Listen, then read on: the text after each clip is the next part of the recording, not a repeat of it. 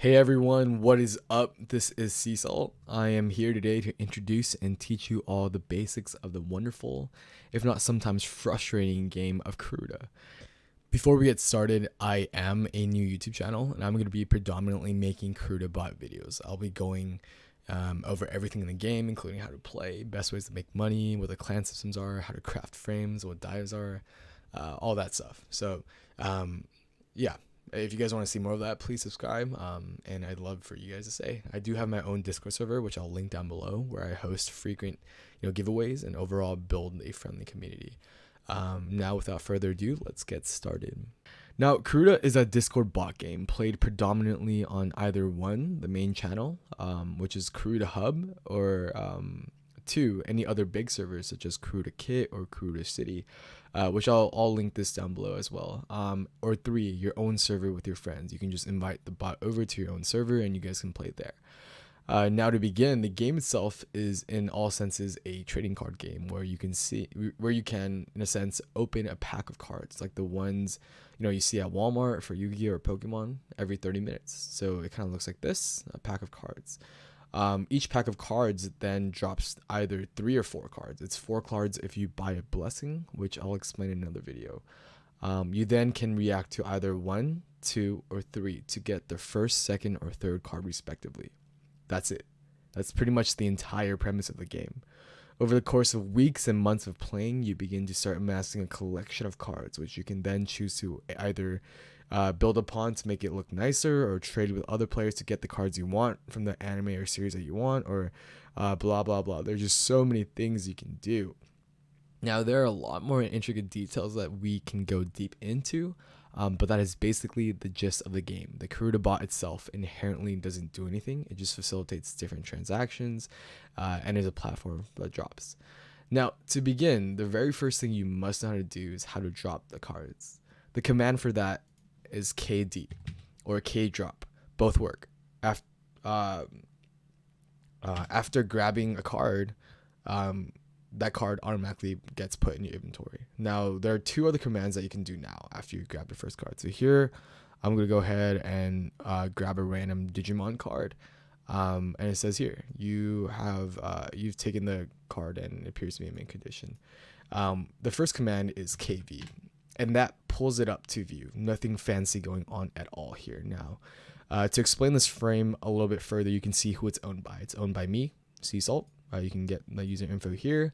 And then no one else in the entire world has no one else has this exact version of this card. Each card has a unique card code, and in this case, it's here, B2H488. That is a card code assigned to this card that I just picked up.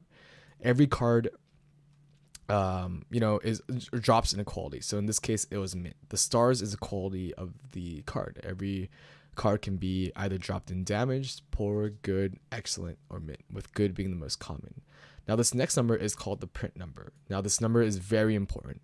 Every time this card is dropped, and I mean just the character itself, that card's print number is 1 higher than the previous version of this card dropped.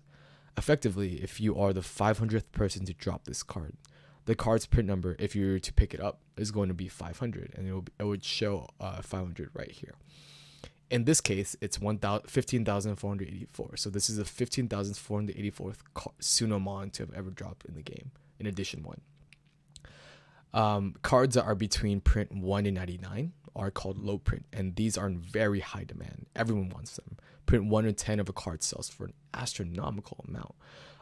Print 100 to 999 also set at a higher price and are called mid-print cards, and prints 1,000 and higher are called high print and sell for just a regular price. Now the next number here is called the edition number.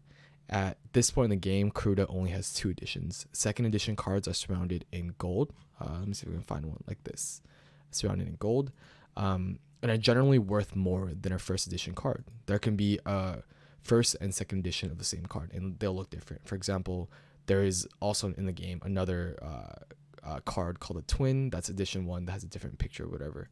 And you can drop both edition 1 and 2 cards when you press KD. So going back to this picture, the anime series or whatever series follows followed by the name of the card itself.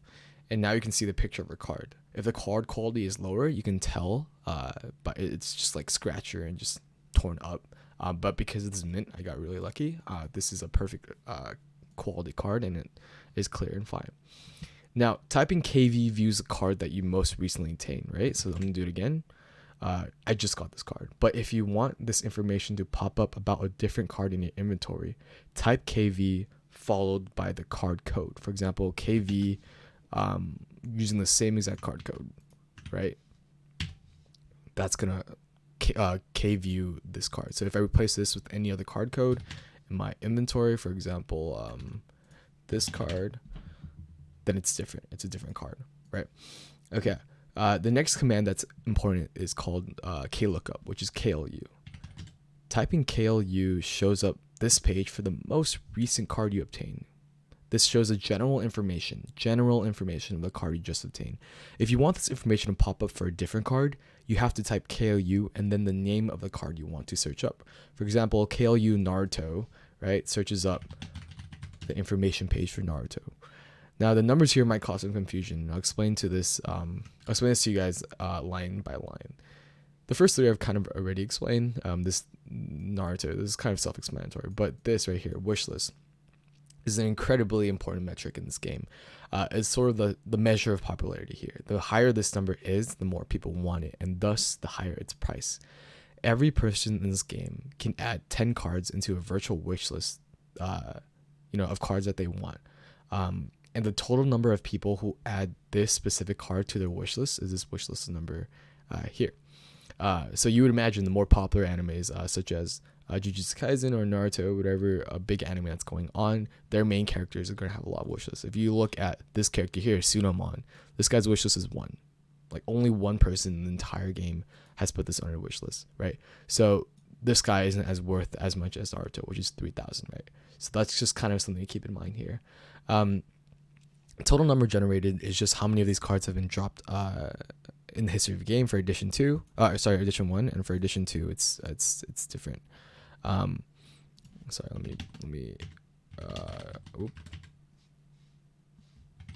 me do that really quick. Yeah, so you can right click for the edition 2, so only 5,000 have been dropped in edition 2. Edition 1, 9,000 have been dropped. Okay. Let's see what else. Okay, so total claimed is the number of cards that have been claimed. Remember, even if the card is dropped in a pack, people might claim a different card. Total burn dives into another concept called burning, which I'll touch upon just in a second. Total in circulation is just total claimed minus total burned, and claim rate is the percentage of times this card is claimed within its pack of cards. So if it was like 2 random cards on Naruto, 88% of the time people will claim Naruto over any other card. Average claim time is self-explanatory, and all these are just circulation of that specific quality in the game right now. Now, another command that's kind of really important for you to understand is KC, or just viewing your collection of cards. This shows your entire collection starting from the most recent card that you obtained. So, for example, I just got this Digimon 1 Frontier Sunomon. This is the most recent card, but this is only 1 out of 10 of 900 cards that I have. There are many ways that you can order this view, but that is probably too much content for this introductory video. Just know that your checkered collection, KC is the way to go. Maybe KC order by wishlist, O:W, will order all your cards by wishlist. So for example, my highest wishlist card right now is Gojo from Jujutsu, and it's 15,000 wishlist, right? You can go through here and see your highest cards here. Awesome. Now, touching upon another topic that I mentioned a moment ago, burning a card is very useful. And when I say this bot has every freaking anime or anime series to ever exist, I mean it. 70% of the times that you're going to be dropping cards, you are going to be dropping cards that you have never even heard of. Really, genuinely, you have an advantage of the game if you are a freaking weeb and you watch anime and you know which cards are popular versus those that are not. Because not everyone's going to know every popular card in the game. If other people don't know what to get, you know what to get. And that way, you just have an advantage. And for any of the inevitable times where you're going to be dropping 0 wishlist cards that you nor people in the game want, you can burn them. The command KB, right? KB, burns the most recent card that you just got, for example. And again, this is the Digimon card. And you see this general trend, right? Like KV views the most recently card of just type KV. KB burns the most recent card. KC has the most recent card on top. KLU looks up the most recent card. And if you just add any other code, then it just changes it entirely. So I don't know if that makes sense, but yeah, that's how you do it there. But going back to burning, by burning a card, you get a ton of resources that you can use going forward, including dust and gold. The amount of gold you get varies upon the claim rate and your quality. And that's basically just popularity card. You will always get one dust of whatever quality it dropped in. For example, this dropped in mint, you will get one mint dust if you burn this. This way you can get rid of your bad cards and you can get something in return. Now, one tip that I can give newcomers is that you shouldn't always immediately burn all cards that have 0 or 1 wish lists. And that's because as more prints of your card drops, the more valuable your card waiting to be burned is. Thus, it gives you more when you burn it. Putting it simply, the longer you wait to burn the card, the more you will get. Therefore, I kind of recommend you to create your own burn tag. Dun dun dun. Now you're gonna see these burn tags everywhere. Everyone's tagging their cards to burn. And what is tagging? Tagging allows you to attach a tag or a title to your card. Every card can have one tag attached to them at all times. You see my inventory here, this emoji, this is all my burn tag emoji. So everything here I want to burn.